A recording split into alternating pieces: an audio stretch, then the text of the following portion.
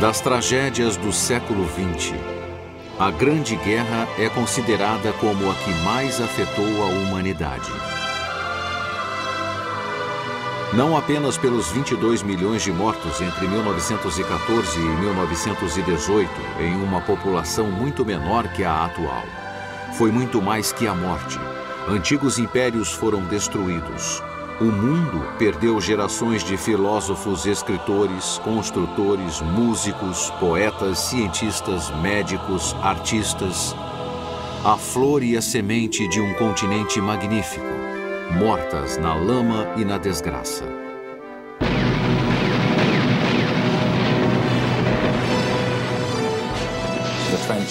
O soldado de trincheira acreditava em 1916 e 17 que a guerra não teria fim, que não haveria sobreviventes. Sua morte era inevitável.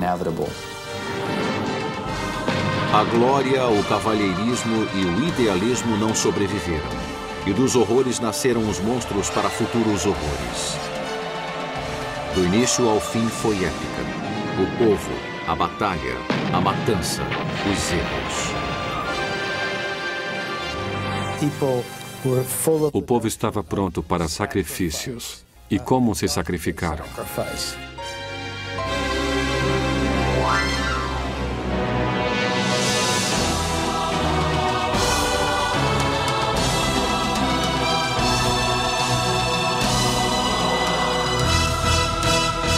A Primeira Guerra Mundial, o fim de uma era. Distribuído por Logon. Versão brasileira, Sérgio Moreno. O fim do século que precedeu ao XX mostrou uma civilização europeia tão fascinante que parecia ter conquistado todos os desejos de riqueza da humanidade. Houve terríveis guerras no século anterior, mas agora a Europa parecia ter encontrado a paz através do equilíbrio diplomático. Além disso, o rei da Inglaterra, o czar russo, o Kaiser alemão e o imperador austríaco tinham algum grau de parentesco. Eram todos parte de uma família. O que haveria a temer?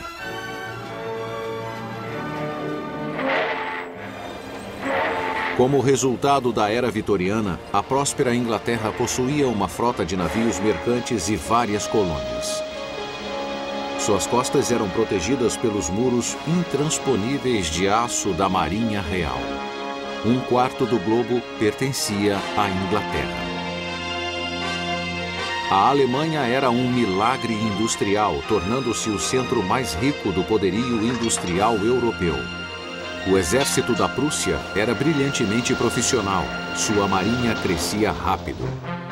O ex-chanceler Bismarck teria dito: "Estou entediado. As grandes coisas já foram feitas." A França, com seu rico império além-mar, tornara-se tão importante intelectual e economicamente que Paris passou a ser o centro da cultura e dos negócios mundiais. O exército francês se mobilizava por trás de fortalezas que protegiam a fronteira oriental contra os alemães. Um ditado dizia: "Tão feliz quanto Deus na França." A Rússia era uma monarquia feudal. Sua corte suntuosa escondia uma decadência interna, mas seus gênios da literatura, da música e da dança deram-lhe estatura mundial. Apesar dos exércitos russos serem mal equipados, eram enormes e valentes. Mas um revolucionário chamado Trotsky observaria que a história já pousou sua gigantesca bota sobre o mapa.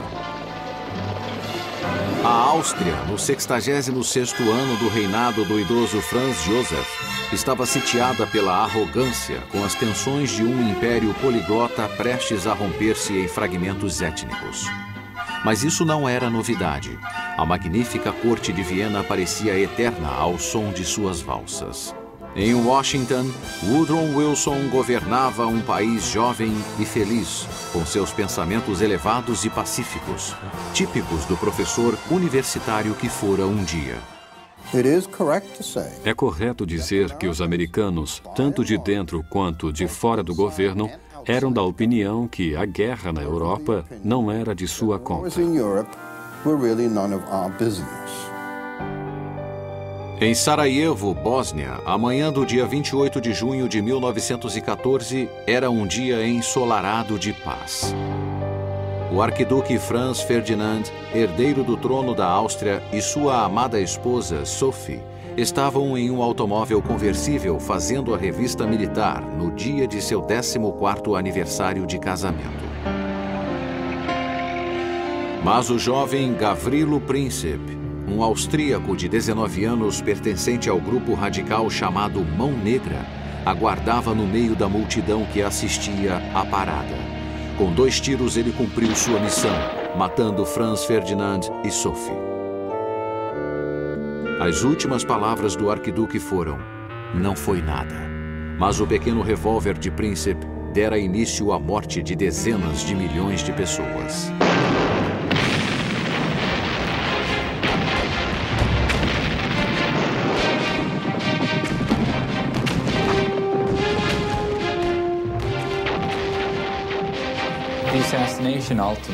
O assassinato do arquiduque funcionou contra a independência nacional da Sérvia, pois deu ao governo austro-húngaro o pretexto de ocupar a Sérvia por um grande período.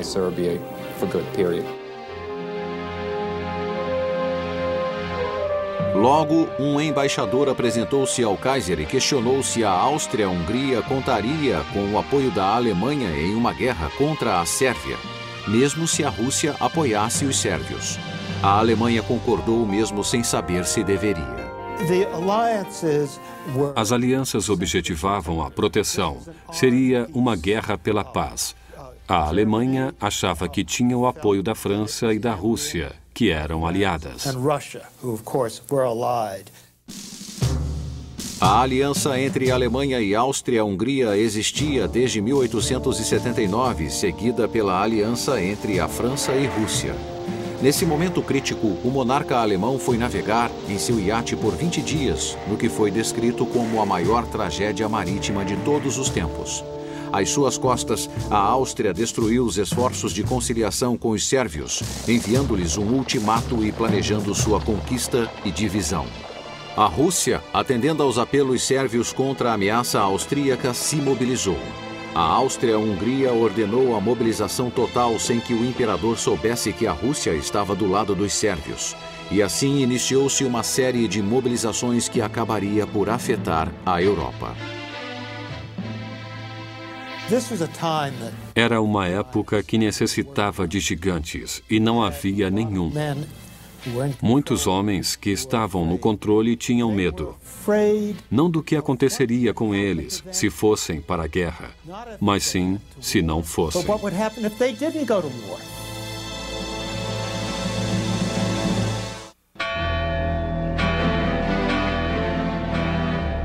E no agosto fatal de 1914, as alianças falidas começaram a cair. Lembrando-se que a Rússia avançava para as fronteiras orientais da Prússia, a Alemanha deu ao czar 12 horas para suspender a mobilização.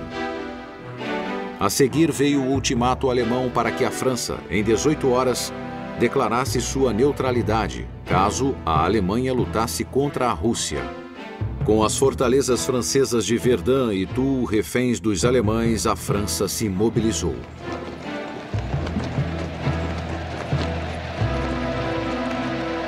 O resto foi formalidade. No dia 3 de agosto, a Alemanha entraria em guerra contra a França e a Rússia, aliando-se à Áustria-Hungria, o que acabou sendo altamente animador. A guerra era a oportunidade de se distinguir, de receber uma condecoração no peito e ser valorizado diante de um público enorme. A guerra era essa oportunidade.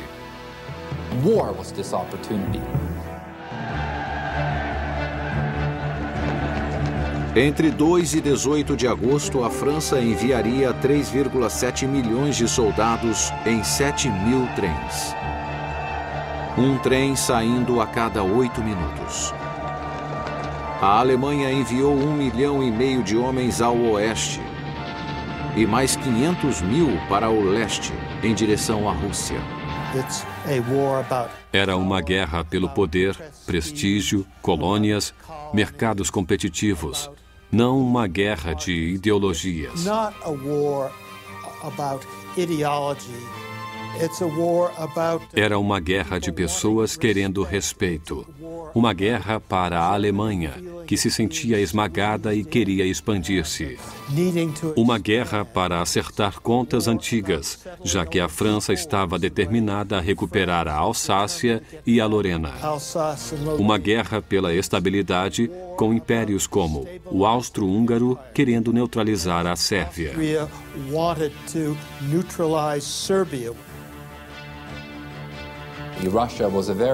Em 1914, a Rússia era uma nação muito impaciente, querendo, acima de tudo, o acesso ao Mediterrâneo e às rotas de comércio marítimo. E, mais do que tudo, queria o controle dos estreitos para o Mar Negro. A supremacia de milhares de peças de artilharia pesada e de uma enorme quantidade de metralhadoras ainda seria mostrada nas trincheiras. Mas um general francês, desejoso do ataque, afirmou que sua melhor arma era o peito vivo do soldado francês.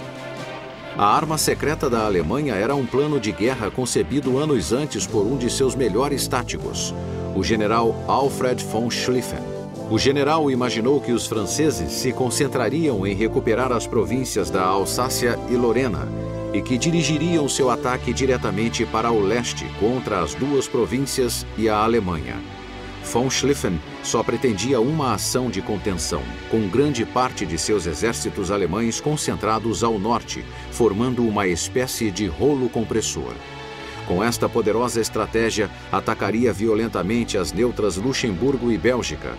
Depois o ataque se estenderia para a França pela retaguarda. As fortalezas francesas diante da Alemanha seriam vencidas e os exércitos franceses ficariam esmagados entre as legiões alemãs do leste e do oeste. Nem o primeiro-ministro britânico nem seu ministro de Relações Exteriores estavam muito interessados na Sérvia ou em um pacto de defesa ambíguo com a França.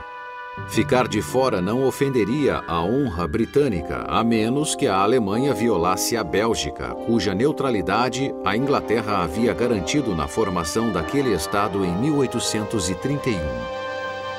Havia também o plano de fortalecer a frota alemã no outro lado do Canal da Mancha, em um porto belga, desafiando a supremacia marítima da Inglaterra. O processo estava em andamento.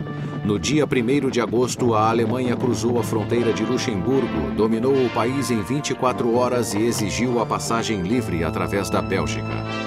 A Alemanha concedeu 12 horas para que o rei Alberto da Bélgica concordasse. Este recusou-se e pediu o apoio do rei George. Bethmann Hollweg ficou atônito com a ideia de que Londres pudesse entrar em guerra pelo que ele chamou de um pedaço de papel.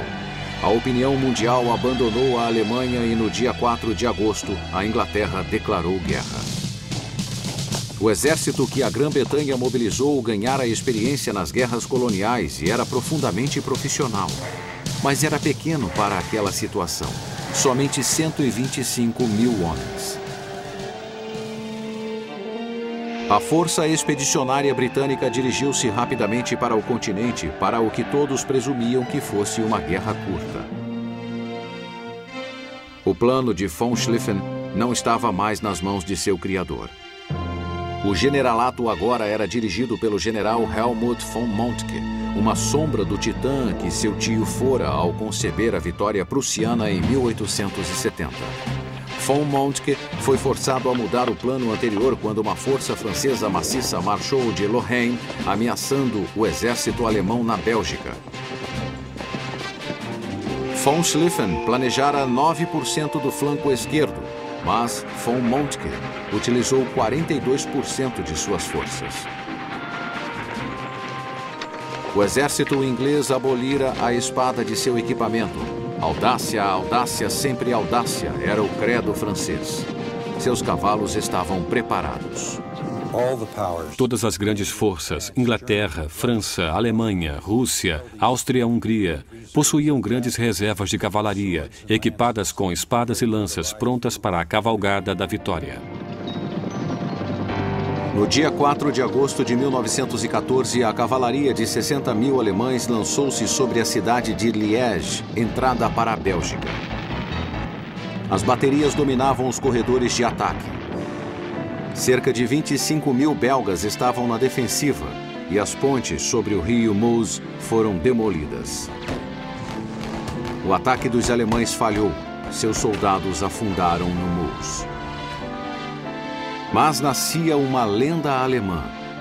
Um obscuro coronel, Erich Ludendorff, separou-se de sua unidade na confusão da batalha. E no caos, Ludendorff brilhou. Levou a cavalaria alemã para a estrada certa, atacando pela retaguarda as defesas de Liège. Quando um general caiu, Ludendorff tomou seu lugar. Entrou em Liège e tornou-se o herói wagneriano da Alemanha. Perdido na fumaça da batalha estava o verdadeiro herói, a primeira arma secreta da guerra. Os enormes canhões de 420 milímetros que destruíram os muros rígidos das fortalezas um a um, usando balas do tamanho de homens.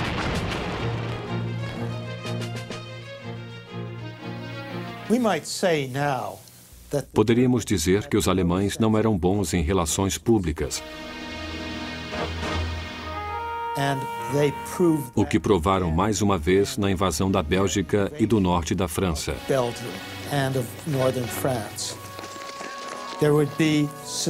Quando havia suspeita de atos de guerrilha, eles simplesmente colocavam centenas de homens de 8 a 84 anos de idade contra um muro e os matavam.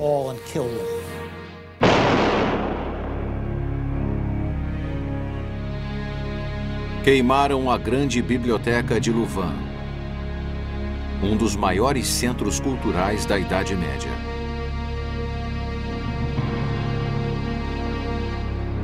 E as lendas dos hunos que violentavam, queimavam e assassinavam seria uma arma formidável nas mãos dos propagandistas aliados. Os fantasmas dos belgas assassinados formariam exércitos para acusar os alemães de suas mortes.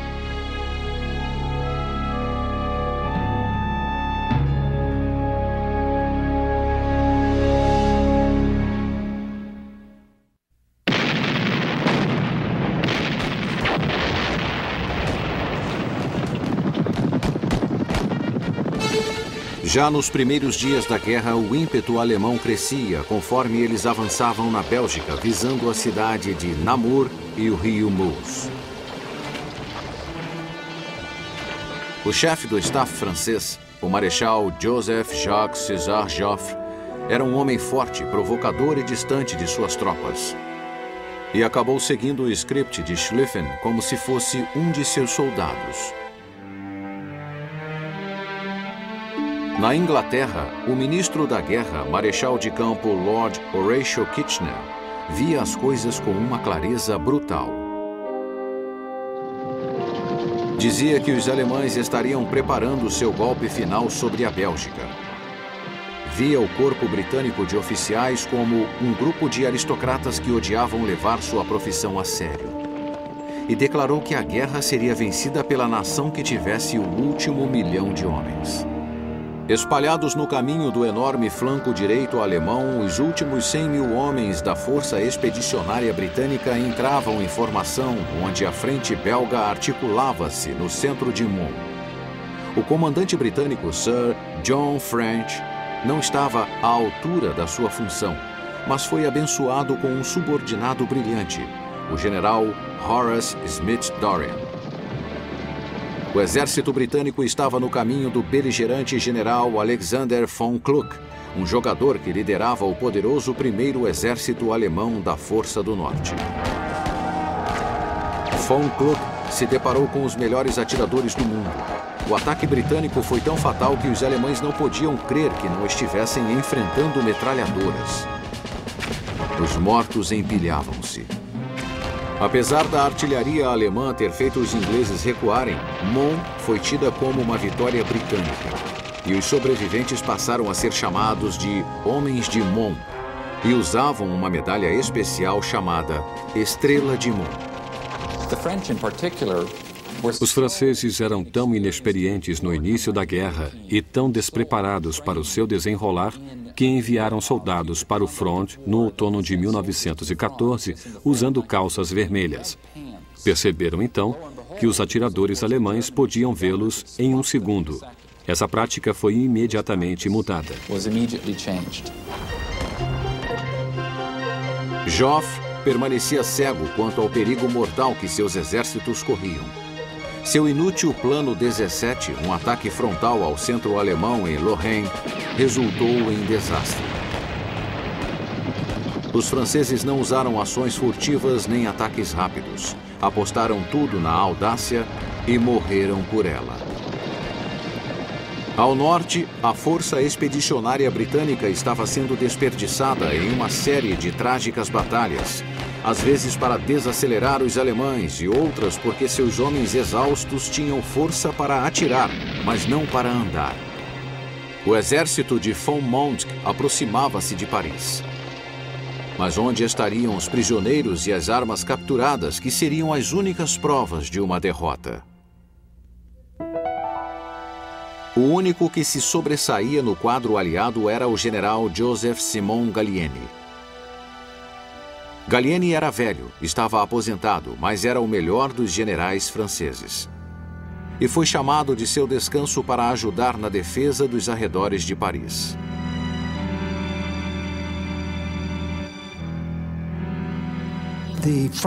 O governo francês estava pronto para evacuar Paris. Mulheres choravam pelas ruas.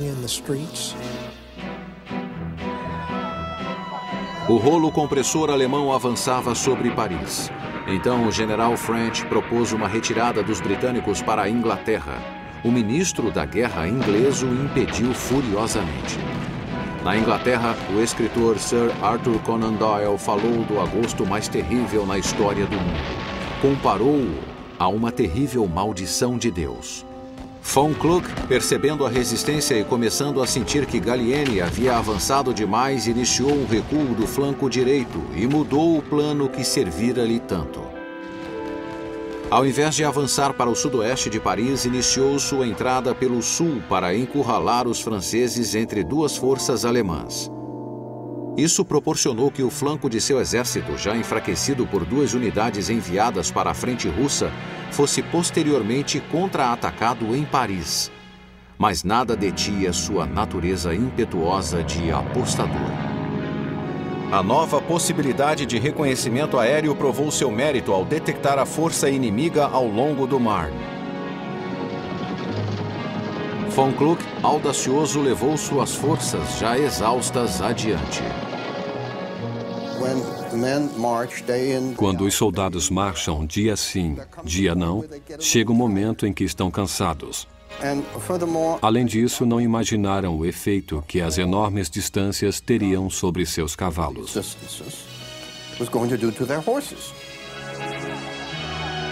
Paris entrou em pânico. Multidões exigiam que fosse declarada uma cidade aberta. Os alemães lançavam panfletos que diziam: não há nada a fazer senão se render. Refugiados corriam para as estações ferroviárias. Ministros choravam. Gallieni respondeu: recebi a ordem de defender Paris contra os invasores e vou cumpri-la até o fim. Finalmente, Joffre começou a ver pelo ar as possibilidades do flanco alemão se aproximar. Enviou Gallieni para saber se a força expedicionária britânica de John French estaria pronta para juntar-se a um ataque.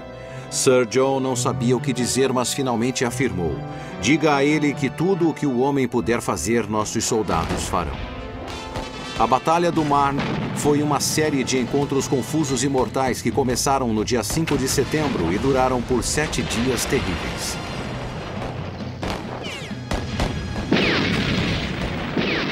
Os alemães não tinham cuidado com seus flancos e havia falhas por toda a parte. Sua comunicação era precária. Atacaram sem conhecimento e preparação da artilharia e avançaram abertamente contra o fogo maciço. Cometeram todos os erros que antes seus inimigos haviam cometido. Sua força começara a falhar. Tinham ido longe demais, depressa demais. Em alguns dias faziam uma média de 50 quilômetros e não possuíam a capacidade logística para manter essa marcha.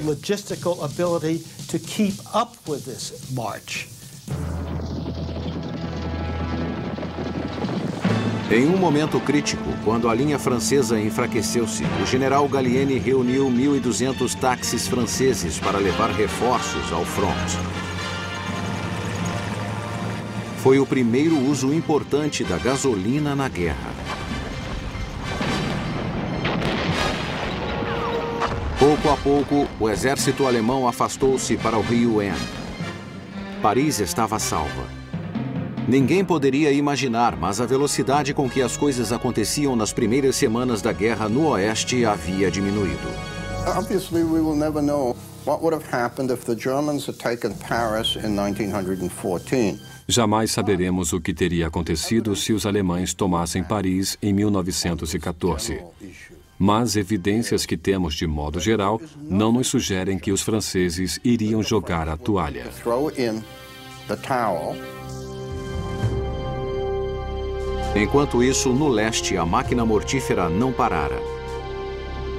O malogro alemão do Marne foi mais do que compensado nos portões da Prússia.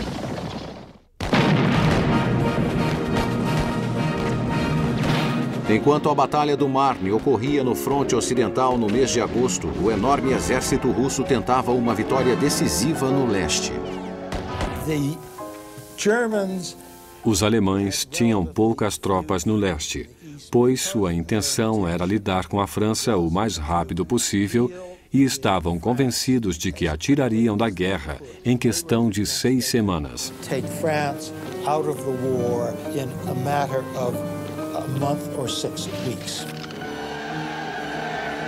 Mas os russos iniciaram sua ofensiva no que era chamado de Prússia Oriental. A defesa do imenso fronte alemão de mais de 322 quilômetros na fronteira oriental da Prússia contava somente com 135 mil homens, liderados pelo general Max von Prittwitz. As forças russas que os atacavam eram compostas de 650 mil homens, uma vantagem de 4-1. Moviam-se em 2 exércitos comandados pelos generais Alexander Samsonov e Pavel Rennenkampf. Os russos eram bons soldados. O problema é que não possuíam armas adequadas. Muitas vezes não tinham nem fuzis, não possuíam artilharia suficiente. No espaço entre os exércitos que se enfrentavam, existia um vale coberto de florestas, lagos e pântanos. Os russos só podiam mover-se lentamente nos caminhos estreitos, permitindo que os alemães fossem mais rápido pelos seus eficientes sistemas de ferrovias. Percebendo que os russos teriam que dividir-se ao entrar na Prússia Oriental e chegar ao campo de batalha em momentos diferentes, o alto comando alemão planejou derrotar cada um deles separadamente. O alemão von Moltke interpretou erradamente a mudança no alinhamento feito por von Prittwitz como sendo uma derrota e tomou uma decisão precipitada. Mudou seus comandantes. Em 28 de agosto, telegrafou ao general Erich Ludendorff, o herói de Liège: "Você ainda poderá salvar a situação no leste." Fizeram uma rápida reunião no trem de Ludendorff para a Prússia. A bordo estava o general Paul von Hindenburg, que já estava aposentado. Os comandantes imediatamente entraram em acordo. Hindenburg e Ludendorff tornariam-se virtualmente os ditadores militares da Alemanha. Hindenburg e Ludendorff avançaram com o plano do qual von Prittwitz fora destituído. Funcionou perfeitamente devido ao hábito dos russos mandar mensagens pelo rádio abertamente. Assim, os alemães descobriram seus planos. No dia 26 de agosto, iniciou-se a Batalha de Tannenberg. Samsonov levou seu exército dividido até uma armadilha, atraído por um centro alemão que parecia enfraquecido. Como Samsonov não conseguiu que o segundo exército russo viesse em seu auxílio, os alemães esmagaram seus flancos e cercaram o centro. Quando cercaram Samsonov, capturando a ferrovia central em Neidenburg, a tragédia foi completa.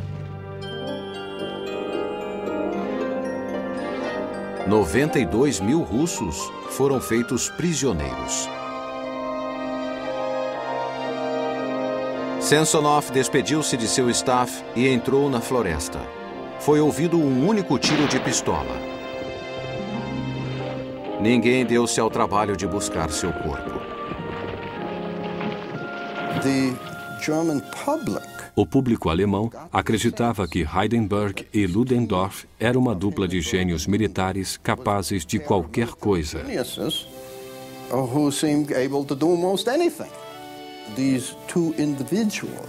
Esses dois indivíduos que ajudaram a Alemanha em uma crise terrível, talvez a levassem à vitória.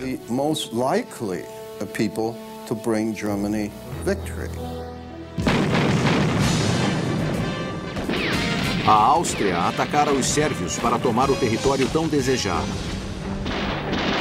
Em 16 de agosto, o exército sérvio, lutando ferozmente sob a liderança de um gênio militar chamado Radomir Putnik, derrotou o ataque austríaco na Batalha do Rio Jadar. E depois foram vencidos pelos russos. Em 1914, precisaram chamar várias vezes os alemães para salvá-los. Isso se repetiu muitas vezes, e foi um dos temas da guerra, pois para salvá-los, os alemães retiravam as tropas do fronte ocidental.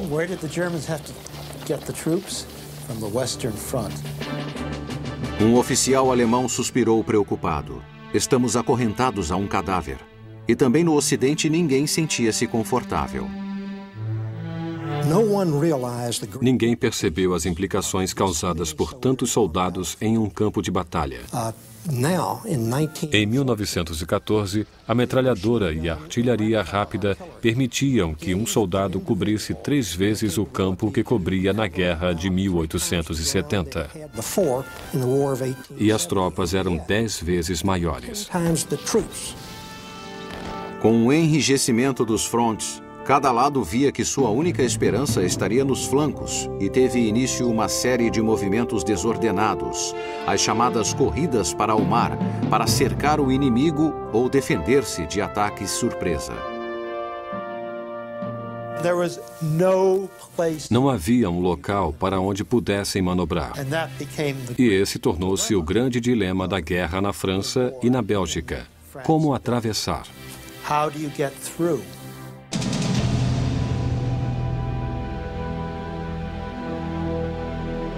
No final de setembro de 1914, 2 meses depois do início da Grande Guerra, a frente ocidental tornou-se um labirinto de complexidade assustadora. As trincheiras da altura de um homem foram aprofundadas para movimentar homens e cavalos. Galerias foram feitas para acomodar quartéis, casamatas, depósitos de munição, túneis de passagem e comunicação. As trincheiras eram em linhas sucessivas, protegidas por milhares de quilômetros de arame farpado. E com os frontes estabilizados foi possível iniciar a artilharia maciça na defesa e no ataque. Os artilheiros tornaram-se artistas, mestres em produzir barreiras e tempestades de balas.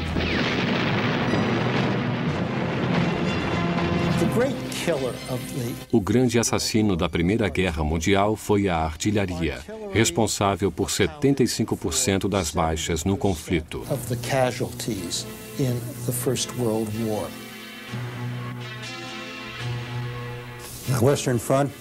A frente ocidental, no início de 1915, tornara-se uma linha de trincheiras que ia da Suíça até o Canal da Mancha, por mais de 640 quilômetros.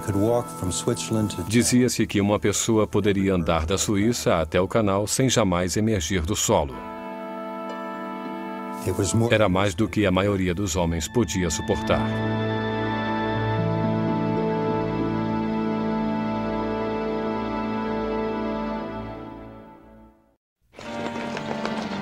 Com a diminuição das armas e dos homens na frente ocidental no início da guerra, a Antuérpia foi evacuada.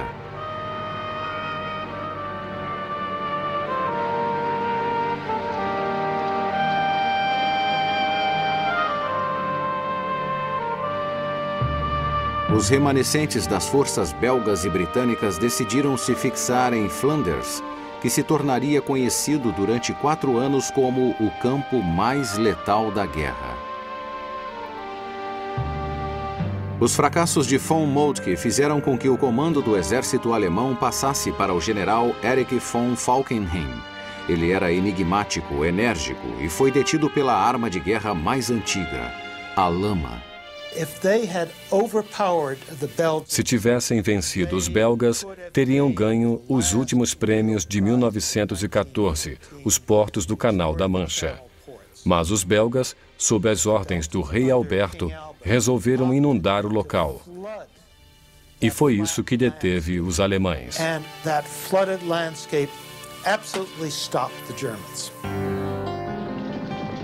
Junto com os franceses, a força britânica defendeu os portos com sucesso em Ypres, chamado para sempre de Esfregão pelos britânicos.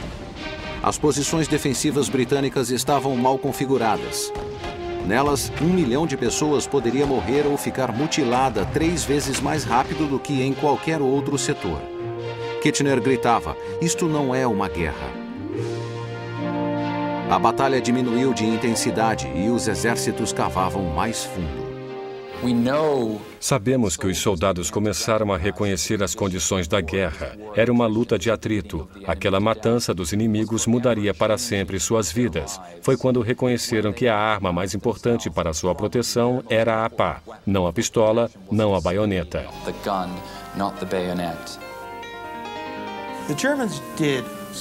Os alemães foram muito espertos no início da guerra, quando conquistaram praticamente todas as terras altas da frente ocidental.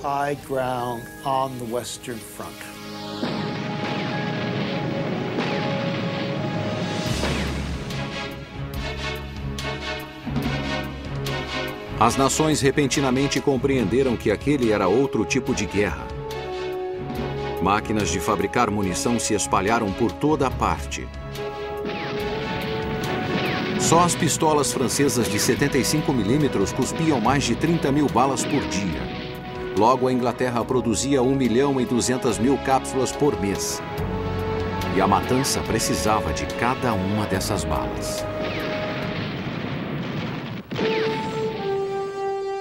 No início de 1915, os alemães invadiram os campos orientais e ocidentais, cada um deles esperando que sua frente de batalha desfizesse aquele impasse. A dupla Hindenburg-Ludendorff conseguiu tomar Varsóvia dos russos, embora a retirada do inimigo para a vastidão russa tenha tornado o fato inútil. Os austríacos mais uma vez bateram de frente com os sérvios, terminando com 100 mil mortos e nenhum ganho. Os alemães esperavam que os turcos se saíssem melhor. The Germans were successful. Os alemães conseguiram atrair o Império Otomano para lutar do seu lado, o que significava que teriam que enfrentar os russos no Cáucaso e que também, quando as forças britânicas estivessem no que hoje é o Iraque, teriam que enfrentá-los lá.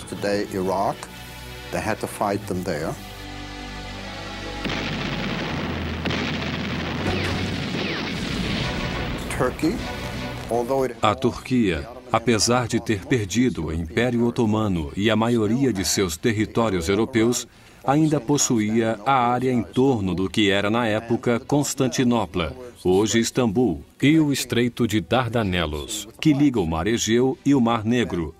Uma área de enorme importância porque era a rota mais plausível por onde as forças ocidentais poderiam fornecer suprimentos militares para a Rússia.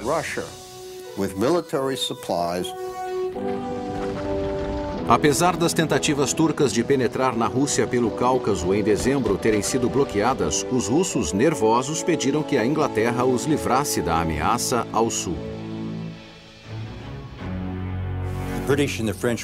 Os britânicos e os franceses estavam determinados a tomar Dardanelos. Planejaram uma campanha terrestre e naval combinadas, provavelmente a maior operação anfíbia realizada até aquele momento. Winston Churchill, como Lorde do Almirantado, foi um dos principais arquitetos da ideia. A tentativa das frotas britânicas e francesas de tomar Dardanelos através de uma batalha naval resultou no afundamento espetacular de 3 navios, causado por bombas e baterias da costa da Turquia. A tomada de Dardanelos teria que ser realizada por um exército vindo do mar. O ponto escolhido para o ataque foi a península de Galípoli, que guardava o lado europeu dos estreitos. Penhascos imponentes davam para o mar, com elevações de até 365 metros. O acesso através das praias estreitas e rochosas estava limitado a uma série de valas entre a densa ravina. O general Ian Hamilton foi enviado por Kitchener para comandar as divisões de australianos e neozelandeses com o general Birdwood. Os Anzacs e uma brigada francesa eram em número de 70 mil destinados à calamidade de uma meta impossível.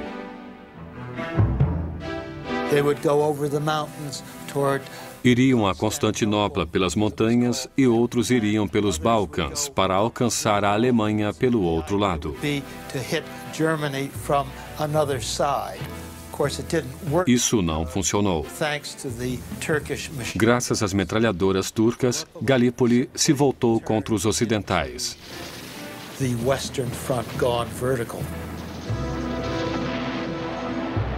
A luta foi soberba por parte dos defensores, liderados pelo general alemão Liman von Sanders, que logo comandaria 84 mil turcos. O desembarque em Galípoli foi feito por pequenos barcos e navios que reuniam as tropas recebidas por tiroteios mortais. As forças aliadas espalharam-se em torno de 4 praias no final da península. Confusos, os soldados perderam suas oportunidades táticas e estratégicas para avançar onde os turcos estavam mais fracos e se dirigiram a um verdadeiro vespeiro.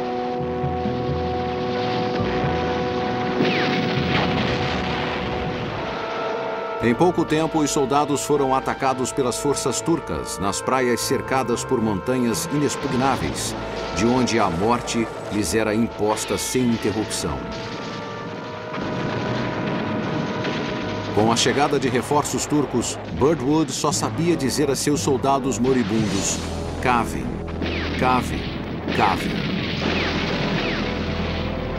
Por isso lhes deram o nome de escavadores. A coragem e a desesperança eram enormes com os ataques que provinham das alturas. Em 3 dias, 1/3 da força de ataque sucumbiu. A Marinha Real veio em auxílio com fogo pesado, mas os submarinos alemães a aguardavam. 3 navios britânicos afundaram.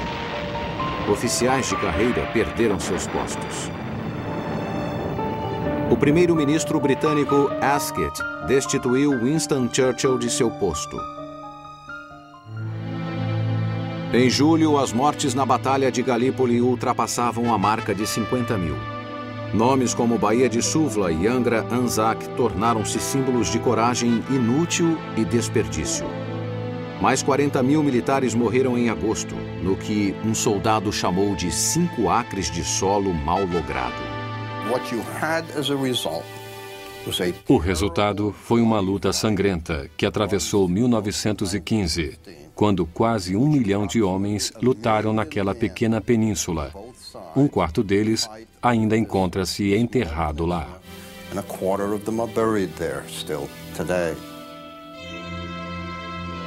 Logo após uma nevasca de dezembro ter congelado 280 homens nas trincheiras, os cavadores de Galípoli foram retirados. Mas novos horrores ainda estavam à sua espera. Ainda teriam que enfrentar situações insólitas na Grande Guerra que parecia consumir a humanidade sem fim.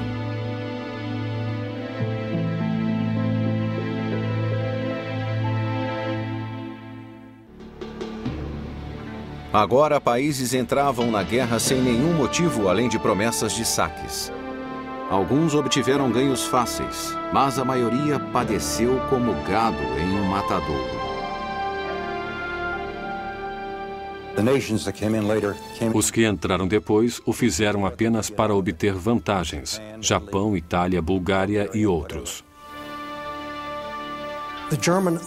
O Império Além-Mar da Alemanha foi a primeira vítima da guerra. Os japoneses tomaram suas possessões na Ásia, os britânicos seus territórios africanos, e o Império Alemão deixou de existir em 1915. A Itália entrou por pequenos territórios do Mar Adriático até o Egeu.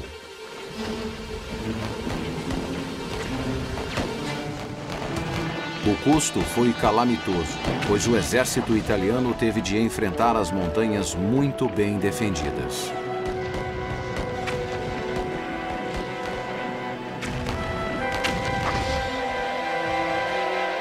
Os Balcãs escolheram seus lados freneticamente. Gregos, sérvios, albaneses, montenegrenses e mais tarde os romenos juntaram-se aos aliados. A Bulgária ficou com os turcos e as forças centrais. Portugal e Brasil contribuíram com os aliados enviando unidades militares. A França e a Inglaterra tentaram em vão atacar a Sérvia pelo sul por meio do porto grego de Salônica, perdendo 600 mil homens, o que os sorridentes alemães chamaram de o maior campo de concentração dos aliados. Com a paralisação dos exércitos, os navios entraram em ação. A Marinha Real expandiu o bloqueio marítimo de suprimentos úteis à Alemanha, grãos, farinha e outros alimentos. Esse bloqueio para a Alemanha e os países da Europa Central foi tão eficiente que logo ficaram reduzidos à fome.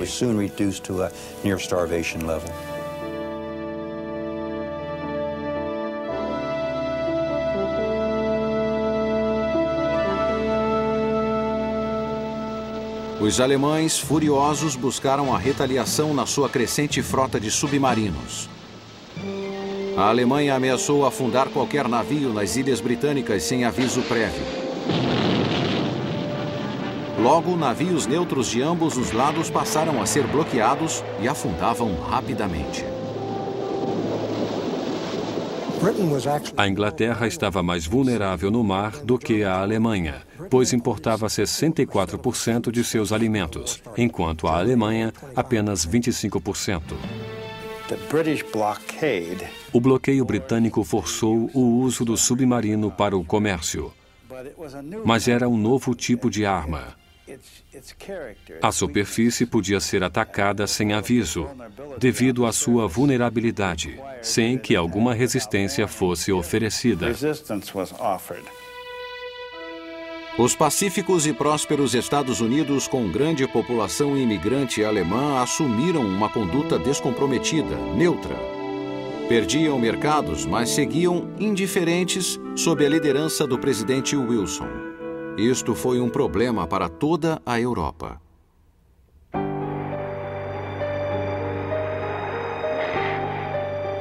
Mas quando o navio Lusitânia partiu de Nova York, apesar dos avisos da Alemanha, com uma lista de passageiros formada em grande parte por celebridades americanas, os resultados da Grande Guerra foram fatais.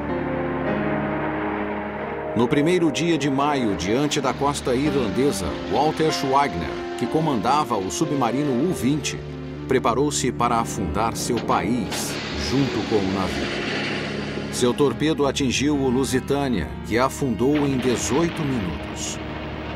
1.198 pessoas, incluindo 128 americanos, afundaram.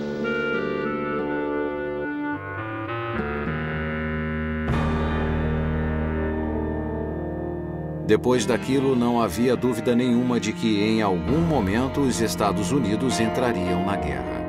A ira americana nunca seria aplacada.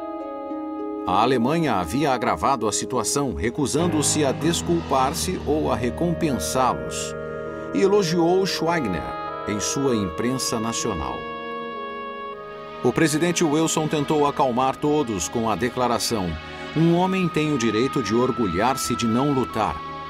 Foi massacrado por desejar proteger seu povo daqueles novos horrores surgidos na frente ocidental.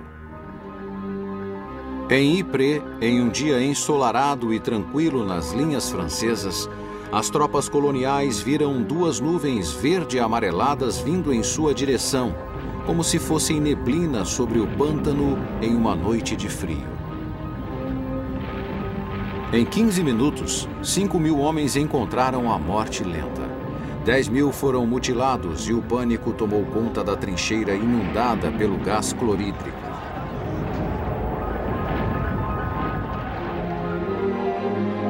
Até os alemães ficaram atônitos com o massacre e não aproveitaram os quase 10 quilômetros de abertura na linha. Com a surpresa daquela arma letal, o gás venenoso tornou-se mais um artefato mortal, sendo lançado constantemente em cilindros pela artilharia. Gases fosfogênio e mostarda juntaram-se ao clorídrico nos ataques fatais e passou a ser comum encontrar-se soldados cegos, asfixiados e com os pulmões destruídos.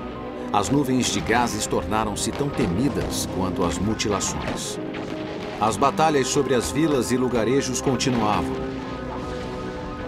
Mas Artois, Albert, Ritchie, segundas por Ypres, Vimy Ridge, Champagne, Luz, resultaram apenas em homens mortos para adubar seus campos de papoulas.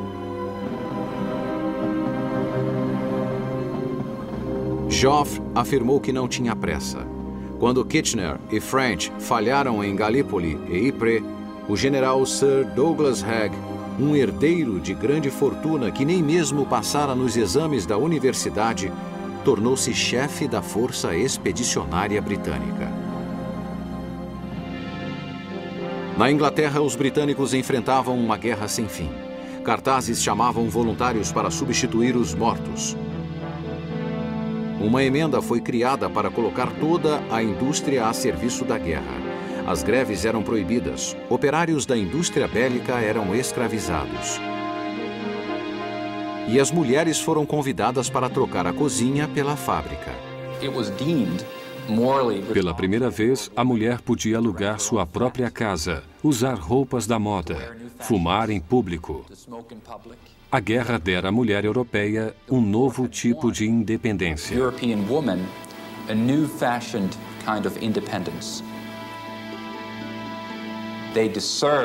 Elas mereciam uma recompensa no final da guerra, e a recompensa era o sufrágio. A morte também chegara aos lares. De 1915 a 1917, grandes aeronaves alemãs chamadas Zeppelins começaram a atacar a Inglaterra. Os alemães bombardeavam cidades bem distantes do fronte. Costumamos esquecer que os alemães adoravam bombardear as cidades. Surgiram então os canhões antibombardeiros e aviões de caça que suavizaram a ameaça dos Zeppelins. Pela primeira vez na história apareceu um novo herói que vivia nas nuvens. 10 anos após os irmãos Wright voarem, os duelos eram acima da terra. As pistolas foram substituídas por metralhadoras sincronizadas e bombas sofisticadas. Foi inventado um novo vocabulário: dogfight, ataque aéreo, strafing, spade, Newport, Fokker, spin, loop, aeródromo e, mais que tudo, um as. Enquanto os soldados da artilharia que matavam 1000 homens por dia eram ignorados, os assassinos do ar ocupavam as manchetes dos jornais. Von Richthofen, Bishop, Fonck e Bilk eram deuses nacionais. Max Immelmann e Hal Lufberry deram seus nomes a manobras aéreas clássicas, tornando-se imortais. Infelizmente, os imortais às vezes caíam das alturas envolvidos pelas chamas. A infantaria que recolhia os destroços acreditava-se imune, só que não por muito tempo.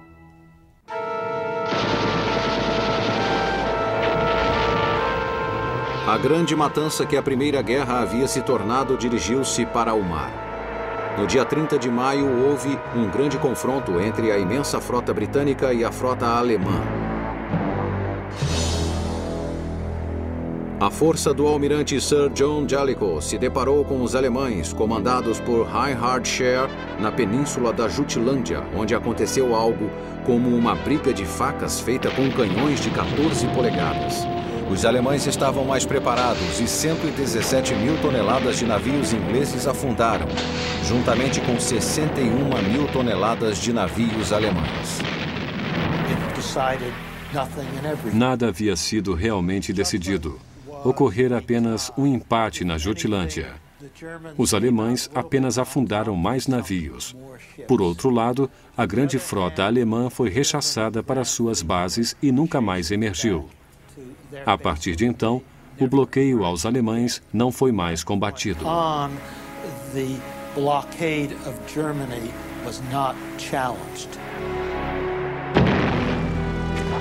De volta à terra, a Áustria finalmente derrotou a Sérvia com a ajuda alemã e os exércitos russos foram afastados para a Prússia. Mas não houve uma decisão. O resultado de Lord Kitchener, o antigo herói do Império Britânico, foi tão insignificante que na época da sua morte, em um ataque submarino, a Câmara dos Comuns pensava em reduzir seu salário. Em seu lugar como ministro da guerra entrou o explosivo David Lloyd George. A liderança inglesa voltava, mas surpreendentemente sua estratégia de guerra continuava igual. Douglas Haig estava prestes a cometer um erro militar que assombraria a Inglaterra pelo resto do século XX.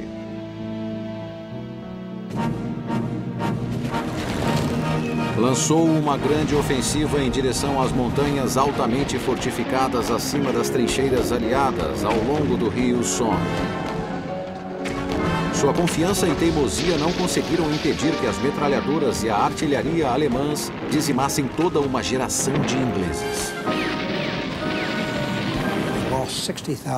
Eles perderam 60 mil tropas em um único dia. Esse ataque teve implicações muito além dos campos de batalha. Os australianos e os canadenses jamais perdoariam as táticas inglesas usadas no fronte ocidental em 1916 e isso abalou o Império Britânico.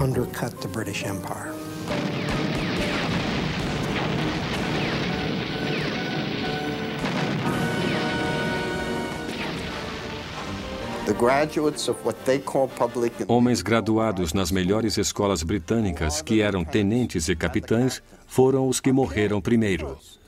Com isso aconteceu o que chamamos de inversão da pirâmide social. A próxima geração de médicos, advogados, funcionários públicos, engenheiros e líderes políticos foi morta primeiro.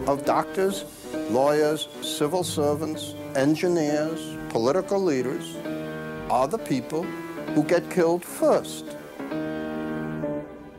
O poeta soldado Siegfried Sassoon escreveu: "Meus olhos dirigem-se para as sombras verdes escuras do pequeno rio, mas meus pensamentos são frágeis diante de tão grande infelicidade."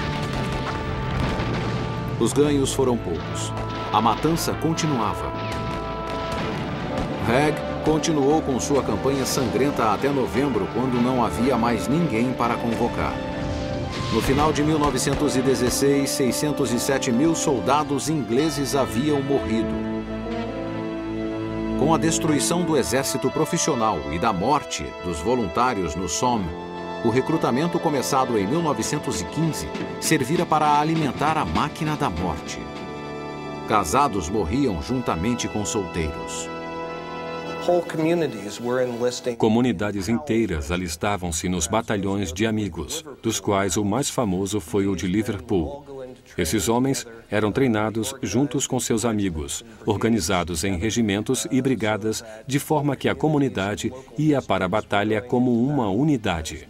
Isso foi desastroso em 1916 e 1917, quando comunidades inteiras desapareceram.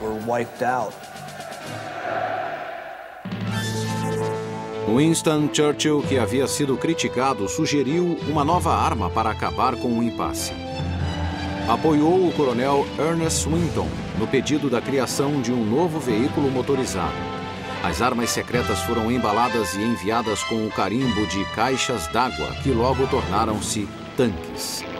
Um general insistia no valor dos cavalos e rechaçou a mudança. Mas os tanques eram citados com grande veemência, especialmente após do que aconteceria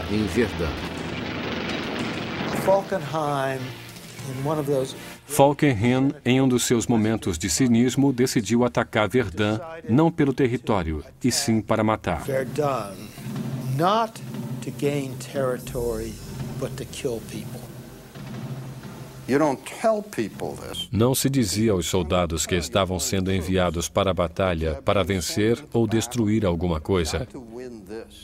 Eram enviados para a guerra simplesmente para matar mais homens do que os que já estavam morrendo.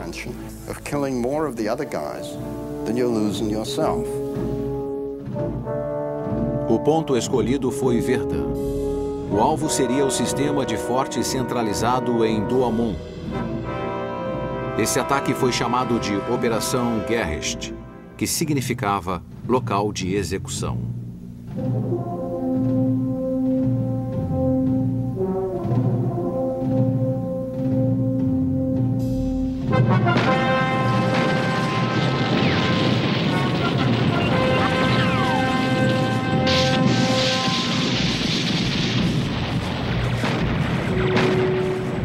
As bombas caíam a uma velocidade de 100 mil por hora. Os franceses, assustados com o uniforme em farrapos, levantavam-se das valas para a defesa. As trincheiras e as casamatas foram destruídas. Douaumont caiu. O calmo general Henri-Philippe Pétain galgou os rumos da história quando foi nomeado o Salvador de Verdun. Ele encerrava as ordens do dia sempre com palavras animadoras. Não passarão. Ninguém passou.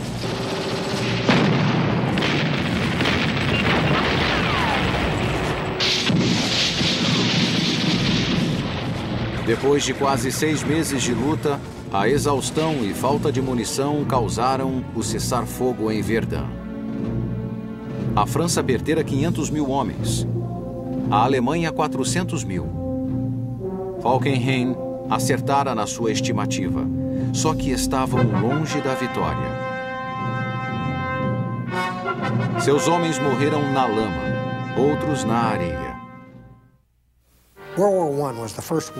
Foi na Primeira Grande Guerra que o petróleo fez a diferença, e ele estava localizado no Oriente Médio. Os ingleses queriam expandir seu império e tomar o controle do petróleo. Então, muitas tropas foram colocadas no Egito e na Mesopotâmia.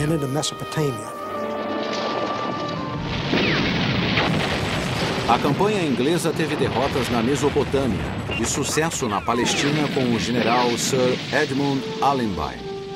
O coronel T.E. Lawrence atiçou as chamas da revolta árabe contra os turcos e se tornou um mito, ficando conhecido como Lawrence da Arábia. E entre as emboscadas de Lawrence e o exército de 400 mil homens de Allenby, os turcos foram derrotados de Aqaba a Tafila, de Gaza a Beersheba e Jerusalém. Na Europa, o elenco mudou. Falkenhayn foi substituído como comandante do exército alemão pela dupla heróica Hindenburg e Ludendorff. O primeiro-ministro Asquith, arrasado pela perda do filho em batalha, foi substituído por David Lloyd George. Os franceses expulsaram Joffre, colocando o general Robert Nivelle, herói de Verdun, como comandante em chefe do fronte ocidental. Por seu papel na tragédia de Somme, Haig foi nomeado marechal de campo. No leste, o general russo Alexei Brusilov juntou tudo o que pôde para um ataque às defesas austríacas numa frente de 321 quilômetros. Essa ofensiva foi uma das maiores batalhas de 1916. E apesar das grandes perdas, os russos recuperaram grandes extensões de territórios que haviam perdido no ano anterior.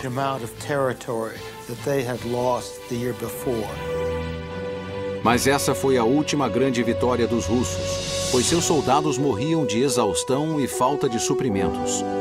O sofrimento sem perspectiva de progresso começou a minar a Rússia por dentro, o que teve consequências muito mais sérias.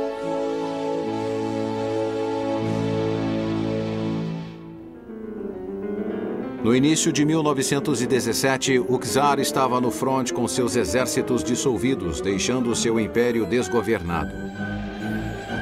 Em Petrogrado surgiram revoltas e as metralhadoras da polícia mataram centenas. O conflito espalhou-se para outras cidades. O que farei? Perguntava o czar a seus conselheiros. A resposta era: deves abdicar.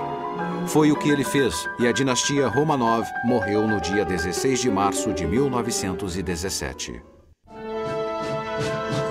Para desestabilizar seu inimigo, a Alemanha enviou para a Rússia o arqui-revolucionário Vladimir Lenin, vindo de seu exílio em Zurique. A partir daquele momento, Lenin lançou-se furiosamente em sua luta pela liderança e a Rússia começou a abandonar a guerra. Mas tudo que os alemães ganhavam na Rússia, perdiam para os Estados Unidos com suas sabotagens, submarinos e habilidades em geral.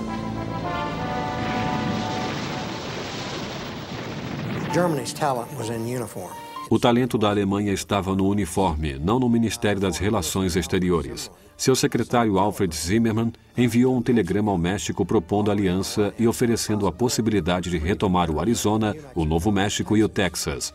Este telegrama foi enviado pelo sistema de comunicação americano, facilitando que o recado fosse interceptado. Os americanos sabiam o que iria acontecer. E quando isto foi publicado nos jornais, o secretário alemão, ainda mais ignorante, admitiu que era seu.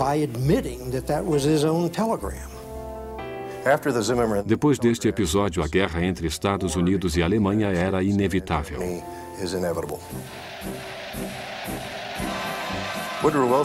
Woodrow Wilson, que fora eleito em 1916 para o seu segundo mandato sob o slogan "Ele nos manteve fora da guerra", não era tão pacifista quanto acreditavam. Na verdade, era um intervencionista.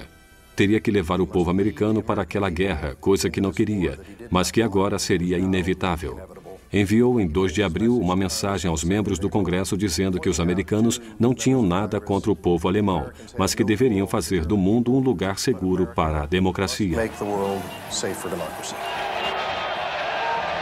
As forças americanas anti-guerra perderam força e ouviam-se os gritos de morte ao Kaiser e para Berlim.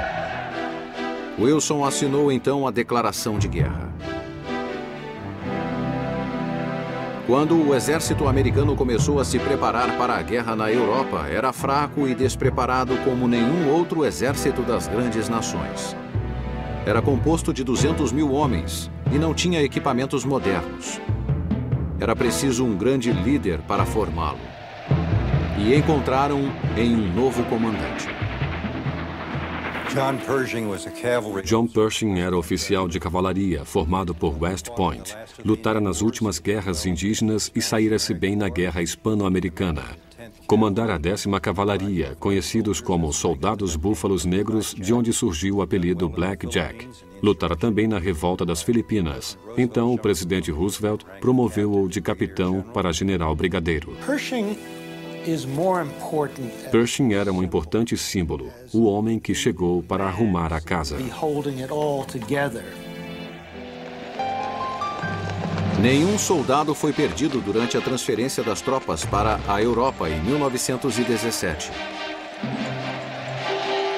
O almirante Sir William Sims encontrara-se com os britânicos e alinhou seus destroyers em semanas para proteger seus enormes comboios. Franceses e britânicos, sedentos de sangue, ficaram encantados. Queriam todos os homens.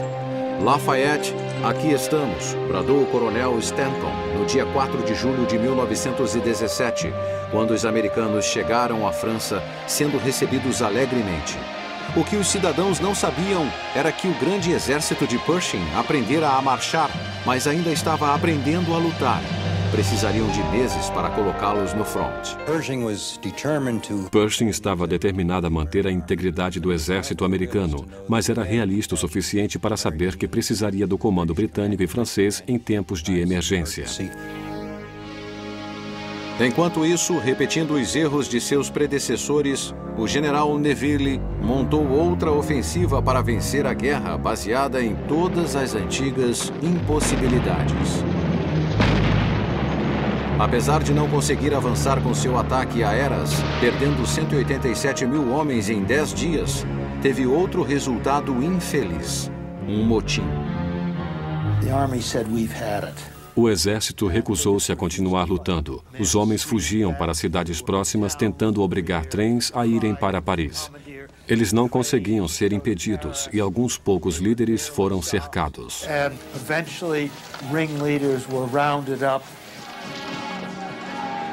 Houve tentativas violentas de refazer o exército, mas apenas conseguiram livrar-se de Neville e trazer o general Pétain para equilibrar a liderança com compaixão.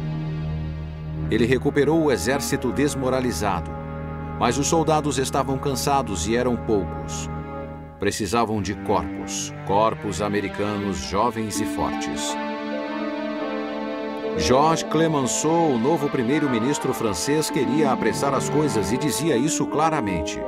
O marechal de campo Haig tentou tomar os portos de submarinos e desviar os alemães do setor francês, mas isso apenas acrescentou mais cruzes aos cemitérios ingleses. Escolheu Flanders para tentar uma última penetração. No fronte de Ypres, houve uma terceira batalha em terras pantanosas de vilas destruídas. Uma delas, chamada Baxendale, cercada pela lama e morte, seria lembrada por gerações a fim. Não há nada parecido com a lama da Europa durante a Grande Guerra. Era um mar líquido onde os cavalos se afogavam. Os feridos afundavam na lama e não morriam de ferimentos, mas afogados. Não havia mais tropas. Não conseguiam se mover e os soldados ficavam automaticamente deprimidos. Porém, havia uma ponta de esperança em Cambrai, onde o ataque de 324 tanques a 2,5 km por hora ganhou mais terreno em 6 horas do que tinha acontecido em 4 meses. Na Itália, os alemães foram auxiliar os aliados austríacos e acabaram com seus inimigos. No outono de 1917, atacaram o exército italiano na Batalha de Caporetto, que terminou em 20 dias.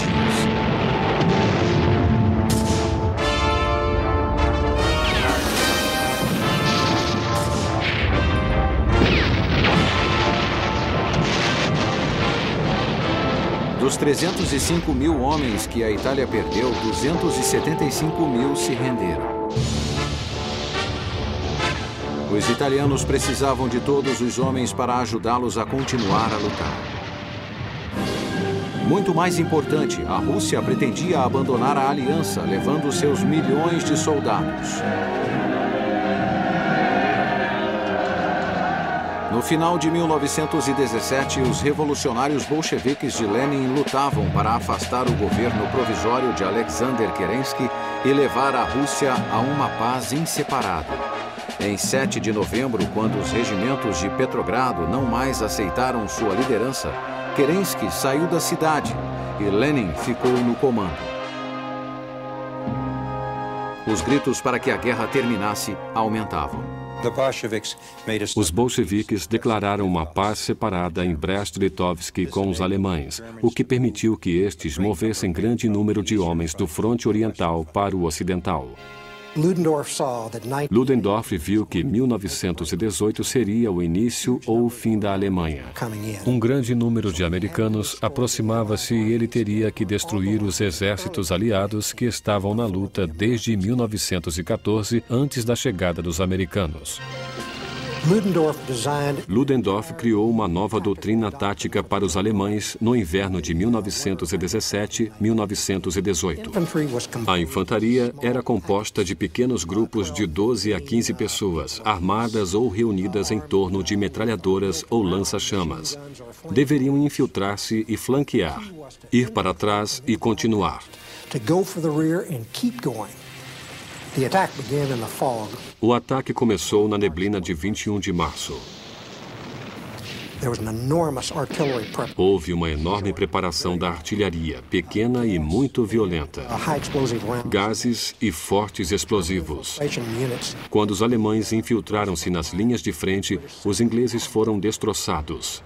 Havia 8 batalhões britânicos, 6.000 tropas no local. Só 50 sobreviveram. Sua frente desintegrou-se em ilhas isoladas com a maré de alemães em torno deles. Abrigos caíram e depósitos de munição explodiram. Os alemães, em sua Operação Michael, conseguiram penetrar. O eixo de comunicação de Amiens seria o alvo seguinte para separar os franceses dos britânicos. Depois iriam para Paris e para o Canal da Mancha. Ludendorff já previa a vitória. A Operação Michael foi um enorme sucesso no primeiro dia. Em 24 horas, os alemães ganharam mais terreno do que os franceses em 140 dias, 2 anos antes.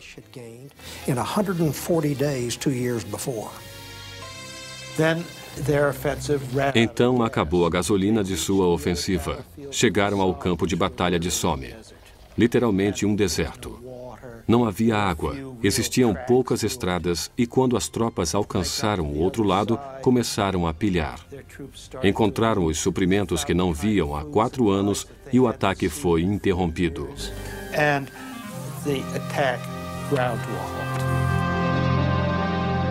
Os aliados precisavam de um comandante-geral.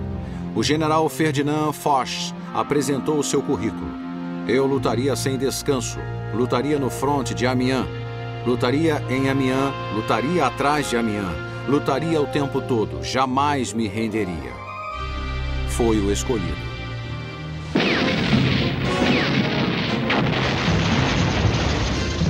A operação percorreu 2.000 quilômetros quadrados e capturou 90.000 prisioneiros.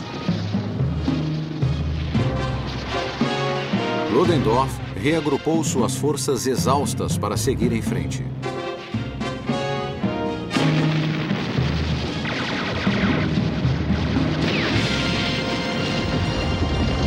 Nessas batalhas, 838.000 soldados seriam mortos, feridos, desaparecidos ou capturados. Ninguém podia arcar com tais perdas. Mas os alemães não se recuperaram. E os Yankees finalmente estavam chegando. Aliás, já estavam lá.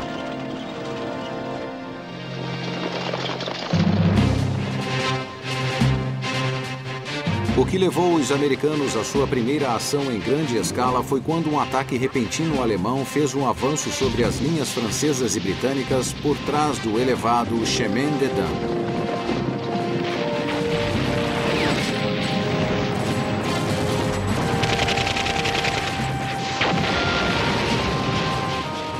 Pershing enviou a 2ª Divisão Americana com sua Brigada Marinha, comandada pelo general James Harbour, à área sitiada a pedido de Foch no dia 30 de maio, Dia da Memória.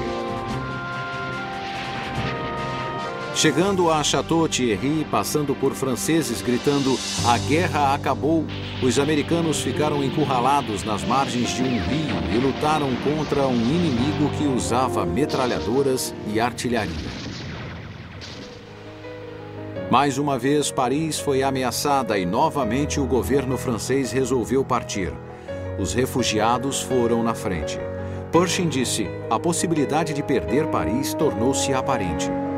No dia 1º de junho, a 3ª Brigada Americana e a Brigada Marinha iniciaram a rota Paris-Metz para auxiliar os franceses.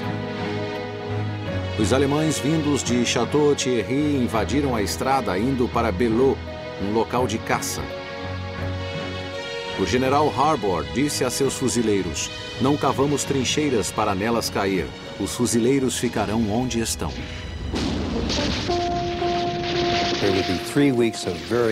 Foram 3 semanas de terríveis batalhas. No final, os fuzileiros podiam dizer que Belleau Wood era totalmente deles. Foi uma pequena vitória, mas que instigou a imaginação dos americanos.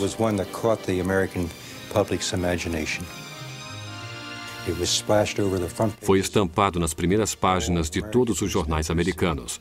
Os fuzileiros salvam Paris em Belleau Wood. E isto aborreceu o exército e ainda aborrece em alguns quartéis. O entusiasmo era grande na América. O povo sofria falta da carne, gás e luz em suas casas. Diziam a eles: lambam os selos de guerra e lambam o Kaiser. Astros de cinema faziam comícios pela liberdade e 1/4 da população adulta participou. Ludendorff ainda tinha cartas nas mangas. mas difamava os americanos em seus telegramas. O grupo é excelente, o espírito das tropas é elevado, o efeito moral de nosso fogo não permite o avanço da infantaria.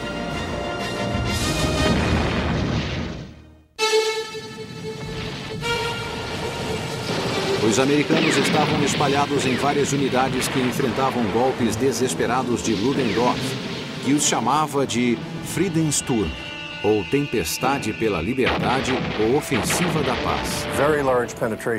Uma grande invasão ocorreu entre os rios Aisne e Marne, como uma adaga apontada para Paris e seu sistema de comunicação. Ela teria que ser enfrentada rapidamente. Os americanos criaram um plano para restaurar a linha em julho de 1918. Usaram mais de 300 mil homens, sofrendo 67 mil baixas durante a campanha. A restauração da linha deixou os alemães furiosos mais uma vez.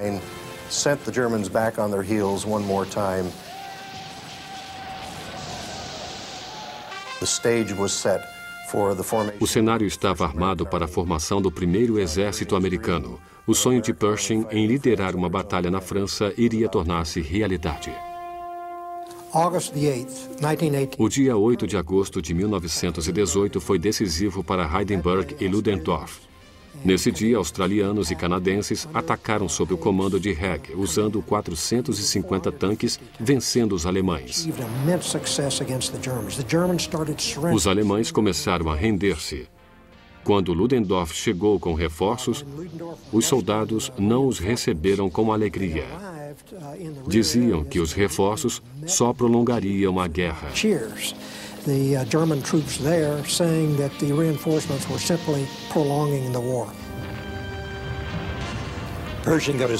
Pershing teve sua primeira chance de mostrar o que o exército americano poderia fazer em setembro em Saint-Mihiel.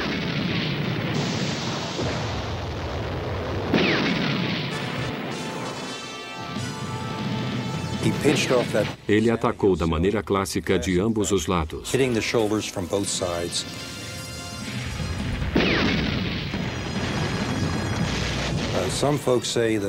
Alguns dizem que os alemães já estavam retirando-se de Saint-Mihiel.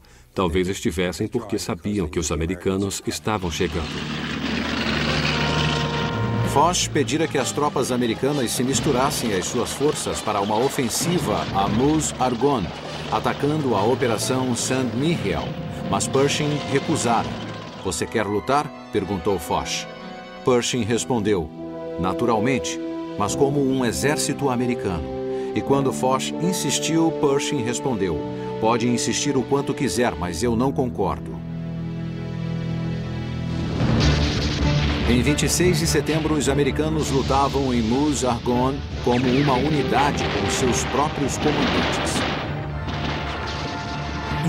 Meuse-Argonne foi a primeira batalha americana de fato e foi difícil.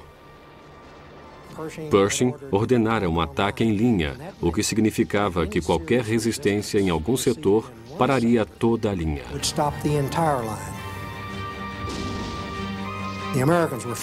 Mas os americanos aprendiam rápido. Pershing mudou suas ordens aos comandantes. Não teriam mais que atacar em linha. Deu iniciativa a eles. Estava ficando sem soldados e diminuiu as companhias de atiradores de 250 para 175 homens. Também começou a retirar as tropas da retaguarda e demitir oficiais. Demitiu vários comandantes de divisão e um de seus comandantes de corpo. Então, quando o ataque foi retomado em meados de outubro, os americanos puderam mover-se. Na frente americana, os alemães estabeleceram 4 cinturões de defesa de 32 quilômetros para o interior. Em um dos flancos, os alemães dominavam das alturas, observando os americanos. Foi a maior concentração de defesas que as tropas americanas encontraram em 2 guerras mundiais. A atitude de Foch era: "Vocês pediram, agora aguentem." Mas os americanos avançaram cheios de força e confiança.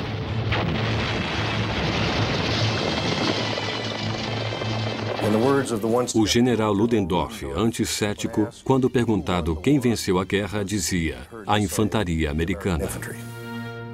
Os alemães e seus aliados caíam por toda a parte, desde a frente ocidental até a Grécia e ao Oriente Médio.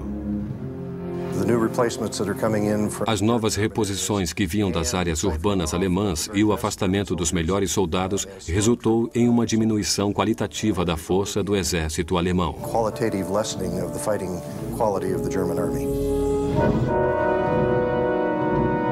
Ludendorff estava próximo de um colapso nervoso.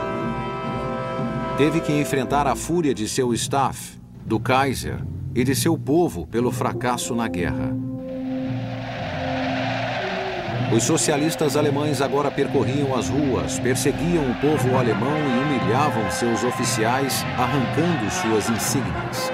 A frota se amotinou contra as ordens do almirante Scheer de colocar navios no mar para uma última batalha. Assassinou oficiais e voltou aos portos com as bandeiras vermelhas dos socialistas hasteadas. No dia 4 de outubro, uma negociação de armistício foi enviada secretamente para o presidente americano com a esperança de que Wilson, o idealista e liberal que escrevera 14 pontos de base para a paz mundial, fosse o porta-voz ideal contra os beligerantes franceses, britânicos e italianos. Wilson queria colocar-se na posição de árbitro mundial, juiz do mundo, capaz até de ordenar um acordo de paz. Pensava poder, se necessário, mandar também nos aliados. A linha Hindenburg estava partida. Os turcos abandonariam a guerra em 30 de outubro e a Áustria em 3 de novembro. O Kaiser então dispensou Ludendorff.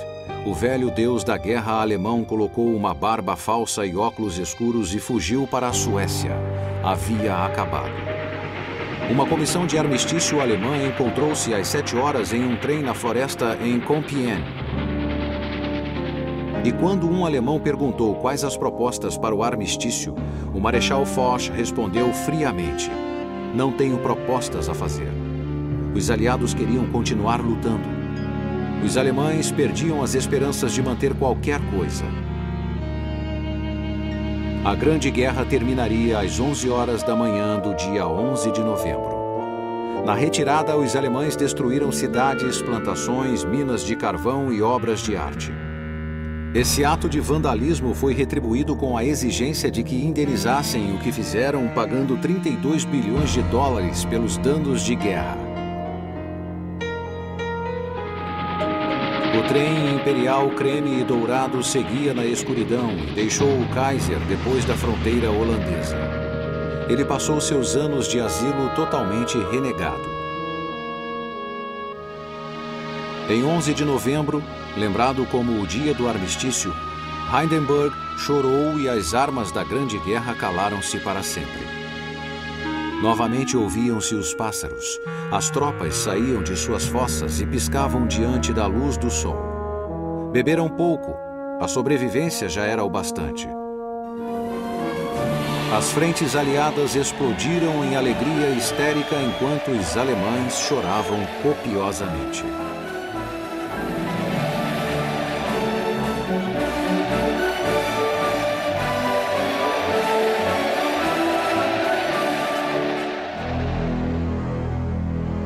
Um cabo alemão chamado Adolf Hitler, naquele momento guardando prisioneiros russos em Traunstein, repassava os acontecimentos do dia em seu cérebro doentio. O Acordo de Paz. Uma série de decisões feitas com a Alemanha, a Áustria, a Hungria, a Bulgária, a Turquia, foi assinado nos subúrbios de Paris. E esses tratados foram muitas vezes criticados.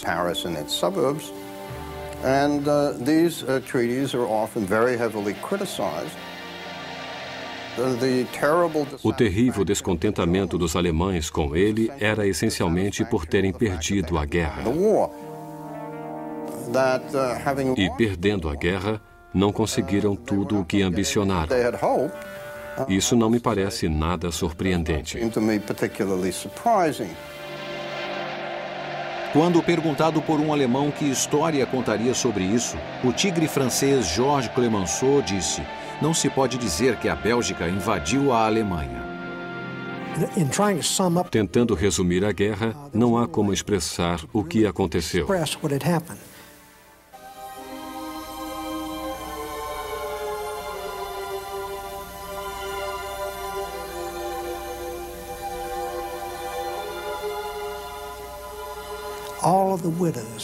Todas as viúvas, os órfãos, os membros perdidos, os milhões de mortos.